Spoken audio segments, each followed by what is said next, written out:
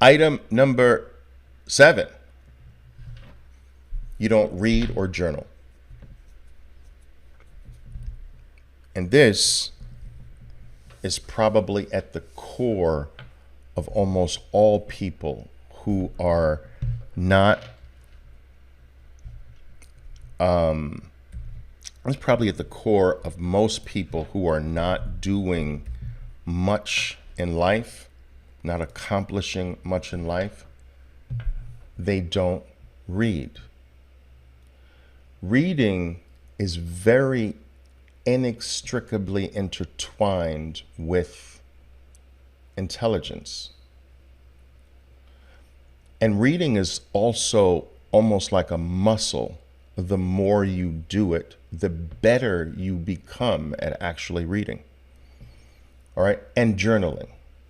Listen, if there's one specific characteristic I'd say I've personally witnessed amongst every single successful person I've ever encountered in my life, if there's one thing, they're all different, but if there's one thing I could say every single one of them did, was have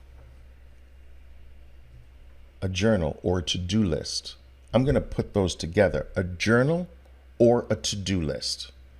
Not a single person that I have looked up to in my life, not a single one failed in this category. Every single person had a to-do list or a journal, which are kind of one and the same.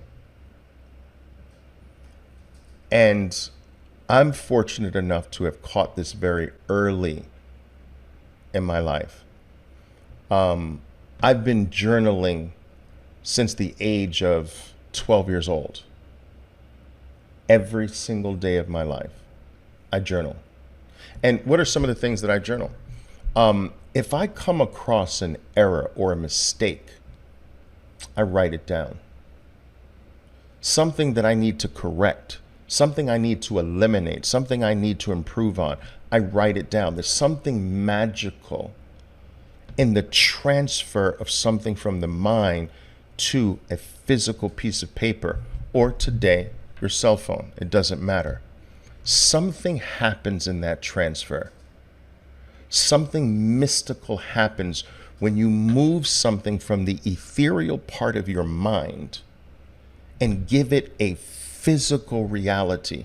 You move it from the ethereal reality to something physical. It's the first step toward the materialization of something. What else do I journal? I journal what I want to get done. That's the to-do list part. I journal what my goals are for the year, for the quarter, for the month, for the week, for the day. I believe that a great practice is just before you go to sleep, write the 3 things down that you want to get done. 3 things you want to get done the next day. What if you made that a lifelong practice? Just before you go to sleep, you keep this journal of some sort right by your bed. And just before you go to sleep, just 3 things. What are 3 things I will get done tomorrow? And by writing that down, you take it from the mind where it can be changed into its first form of physical reality where it can't be changed.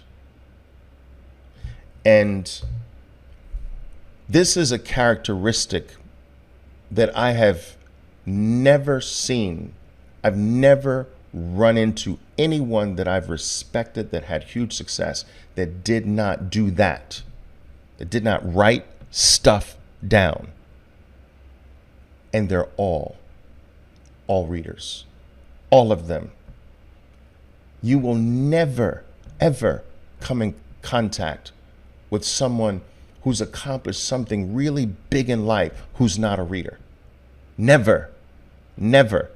That's at the base layer of success. And a lot of them are students of history. That's right. They know the history of whatever they're involved with. I had this conversation with my traders the other day. I was telling them, I said, look, everyone here wants financial success. You want money. But how many of you actually are well read on the topic of money?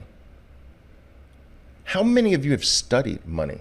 How many of you know the history of money? Money has a history. Do you know the history of money? You want money, but you don't know the history. You want money, but you haven't read about money. You want money, but you haven't studied money. How? How is it that you're not well read in what you want? How is it that you have not studied anything about what you want? That doesn't even make sense. You should be an expert on what you want. You should be well read on what you want. All right? And most successful people, if not all successful people, are very well read in terms of what they're involved with, what they want. They're very well educated. They're very well read. And they write stuff down. I even take this as far as trading is concerned. I'll tell you a story. Back to my first job on Wall Street as a desk trader. This is before I had my own desk and was in charge of 7 other traders. I was part of someone else's desk. And this older gentleman ran the desk that I was assigned to, which meant that he was responsible in part for my performance. And he got an override on my performance. So yes, my gains, a portion of my gains, he got the reward for. All right. And I used to watch this guy out of the corner of my eye. And he was a great trader. Every time he placed a trade, I noticed him go into a briefcase, pull out a book, write something down, look at it, close the book, and put the book back in his briefcase. Every trade. So if he did 8 trades that day, he did that 8 times, went into his briefcase, took out this book, opened it, grabbed the pen, write something down, closed the book, and put it down. And so I watched this guy do this. When I was new, I watched him do this week after week after week. And I mustered up enough courage to ask him one day at the coffee counter. His name was Scott. Scott, I have a question. I noticed that every single time you place a trade, you write something in a book. And I'm just so curious as to what you're writing. And he was taken back by the question, as if I should know what he was writing. And he said, oh, well, Oliver, I'm writing down my stop loss. I'm writing down the price where I'm going to exit if the trade doesn't work. And I'm like, your stop loss, but don't you know where you're going to get out?